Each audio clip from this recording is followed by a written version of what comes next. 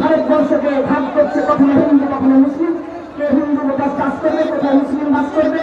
আমরা ভারতবর্ষ ধর্মনিরপেক্ষ দেশ, সকলেই আপনারা জানেন যে এই ভারতবর্ষে ধর্মনিরপেক্ষ দেশে হিন্দু বাস করবে, মুসলিম বাস করবে, জৈন বাস করবে, খ্রিস্টান বাস করবে, সমস্ত মানুষ বাস করবে ধর্মের জায়গায়।